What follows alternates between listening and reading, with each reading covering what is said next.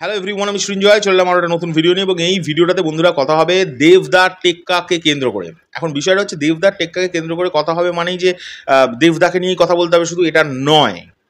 স্বস্তিকা দেবীর একটা ইন্টারভিউ বেরিয়েছে, সেই ইন্টারভিউটা নিয়ে আমি জাস্ট কথা বলবো। সেই ইন্টারভিউটাতে স্বস্তিকা দেবী এখন যে এজ, এখন ওনার যে আহ, বয়স হয়েছে, সেটাতে দেবদা বা রুক্মিণী তারা অনেকটাই তার থেকে বয়সে ছোট। তাই একজন অভিভাবক হিসেবে এই প্রথম আমি দেখলাম স্বস্তিকা দেবীকে দেবদাকে কেন্দ্র করে বলো বা রুক্মিণীকে কেন্দ্র করে বলো একটি ইন্টারভিউ বেরিয়েছে টেক্কার সংক্রান্ত। তা বলছে সেই ইন্টারভিউটা আনন্দবাজারে বেরিয়েছে। আমি না গোটাটা পড়ছি না, তার কারণ সেম জিনিস ওই সময় নষ্টের জন্য পড়ে কোনো লাভ নেই। ওটা সময় নষ্ট বলে। প্রথমের যে ইন্ট্রোগুলো করে ওগুলো সেই এক কথা লেগে যে টেক্কা পুজোতে আসছে, ওগুলোকে হাইপ বাড়ানোর জন্য। এবার যেটা ওই ইন্টারভিউটার মধ্যে যেটা সবচেয়ে ইন্টারেস্টিং পয়েন্ট, আমি সেটা নিয়েই কথা বলতে এই ভিডিওটা তৈরি করছি। আমার মনে হলো এটা নিয়ে কথা বলা উচিত। এবং এই ভিডিওটার জন্য আমি ক্রেডিট দেব হাসানকে। হাসান আমাকে এই লিঙ্কটা পাঠিয়েছে যে দাদা দেখো, খবরটা পড়ো, খুব মজাদার একটা খবর। এখন আমরা সকলেই জানি যে রুক্মিণী মৈত্র, উনি আমার অভিনেত্রী হিসেবে আমি ওনাকে খুব খুব খুব রেসপেক্ট করি। কিন্তু আমি ওনার বিনোদিনী দেখার জন্য সবচেয়ে বেশি ইন্টারেস্টেড। আমি প্রথম থেকে বলছি, যখন থেকে আমার কোনো যদি ভিডিও তোমরা দেখে থাকো বিনোদিনী সংক্রান্ত, আমি তখন থেকে কিন্তু বিনোদিনী নিয়ে খুব ইন্টারেস্টেড। আমি কবির থেকে রুক্মিণীর ফ্যান। কবির সিনেমায় একটা তাকানো ছিল, এরকম করে তাকানো ছিল, ওই ট্রান্সফরমেশনটা ভয়ঙ্কর ছিল। রুক্মিণীর দুর্দান্ত অভিনেত্রী আমি সেদিন থেকেই মনে করতাম এবং এখনও মনে করি। তারপরে বেশ কিছু সিনেমাতে ওনাকে দেখেছি। যাই হোক, আমাদের স্বস্তিকা দেবী বলছেন যে শুটিংয়ের সময় ফ্লোরে আমি ওকে অনেক কেরিয়ার সংক্রান্ত বিষয়ে অনেক টিপস দিয়েছি, যেগুলো মেনটেন করলে ও কিন্তু ইন ফিউচারে অনেক বড় অভিনেত্রী হওয়ার একটা সম্ভাবনা ওর আছে। এবং যেটা আমি করতাম ওর সঙ্গে, আমি আমি এটা জেনে আমার খুব হাসি পেয়েছে অন্য কারণে। কারণ হাসিটা মানে আমি কিন্তু অপমান করে হাসছি না, হাসিটা পেয়েছে আমার এই কারণে যে আমি দেখেছি রুক্মিণীকে সামনে থেকে অনেকবার। অ্যান্ড ও মানে প্রচণ্ডভাবে ইংলিশ প্রেফার করে, ইংলিশে কথা বলা, ইংলিশ ওয়ার্ডস ইউজ করা, কোনো না কোনো ইন্টারভিউতে হোক, যেখানে হোক। কিন্তু স্বস্তিকাদি বলছেন যে আমি শ্যুটের সময় ফ্লোরে একটা ইংরেজি শব্দ ওকে ব্যবহার করতে বারণ করেছিলাম। আর আমি জানি সেটা ওর কাছে কতটা ট্রমাটাইজ একটা বিষয় হতে পারে। এটা আমার আইডিয়া হচ্ছে, কারণ আমি একবার দুবার একদম সামনে থেকে মিট করেছি, আর বহুবার সামনে থেকে দেখেছি, বাট কথা হয়নি, হাই হ্যালো এই পর্যন্ত।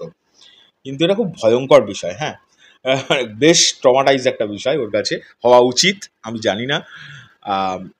তা রুক্মিণী সেটি পালনও করেছেন, উনি বলছেন স্বস্তিকা দেবী। এবং স্বস্তিকা দেবী দেবদাস সম্পর্কে যেটা বলছেন সেইটা কিন্তু বেশ মানে আরও ইন্টারেস্ট কিন্তু মানুষের মধ্যে জাগিয়ে দেবে। উনি এক্স্যাক্ট যে লাইনটা বলছেন সেটা আমি কোট করছি, আমি সেইটা পড়ে শোনাচ্ছি। দেব নিচেকে একেবারে বদলে ফেলেছে, ওর ভীষণ ভীষণ উন্নতি হয়েছে কাজের দিক থেকে। ইনভেস্টমেন্ট করলেও বোধহয় এত রিটার্ন পাওয়া যায় না। দেব এই ছবিতে এমনই অভিনয় করেছেন যাতে দর্শক বিশ্বাস করবে ও দেব নয়। তার মানে বোঝাতে চাইছে যে চরিত্রটাই হয়ে উঠেছে।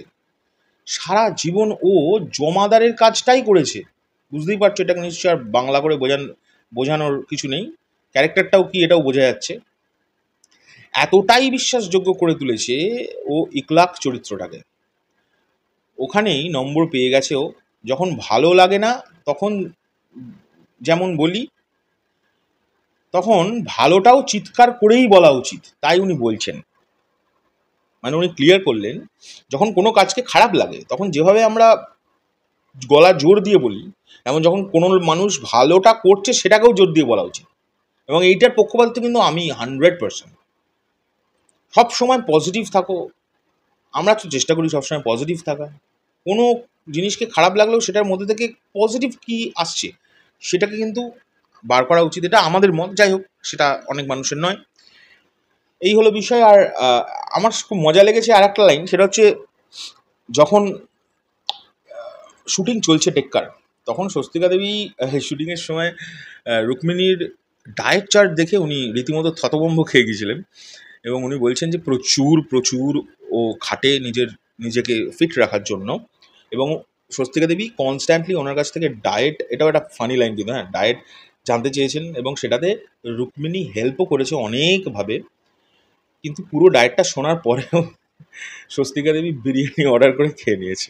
তো it's a it's a funny time, I hope so. Just it's just a fun. তা এটা উনি মজা করে বলছেন, কিন্তু এটা থেকে একটা জিনিস প্রমাণিত যে রুক্মিণী কিন্তু প্রচণ্ড প্রচণ্ড খাটে যে কোনো ক্যারেক্টার নিয়ে, এবং এটা আমরা এর আগের সিনেমাতেও দেখেছি, ওর এই সিনেমাতে দেখেছি। আর আমি শুনেছি বিনোদিনীতে নাকি শি জাস্ট নেল্ড দ্যাট ফিল্ম। আমি এটা শুনেছি, আমি তো দেখিনি। যারা যারা কাজ করেছে তারা আমাদের জানিয়েছে, তাদের সঙ্গে আমি কথা বলেছি, তারা সবসময় বলেছে শি ইজ আ জেম ওই সিনেমাটাতে। যাই হোক, এখন আমরা তো খুবভাবে ওয়েট করে আছি বিনোদিনীর জন্য। বা আমরা বলতে আমি, আমার বিনোদিনী দেখার খুব ইচ্ছে। আর দেখা যাক টেক্কা কি হয়। টেক্কা খুবই ভালো একটা বিজনেস করবে বোঝাই যাচ্ছে। এবং আমি আবারও বলেছি, আমি রিভিউতেও বলেছিলাম, রিভিউ না রিয়াকশন দিয়েছিলাম যখন, যে টেক্কায় কিন্তু অভিনেতাদেরকে কিন্তু আমরা সকলে পেতে চলেছি। আর সেটা কিন্তু বারবার প্রমাণ হচ্ছে। আমার এটাই ভালো লাগছে। আমি তাহলে হয়তো টেক্কা যেভাবে তৈরি হয়েছে আমি 2% হলেও কানেক্ট করতে পেরেছি, এটা যেটা আমার ভালো লাগছে। যাই হোক, এখনকার জন্য চললাম।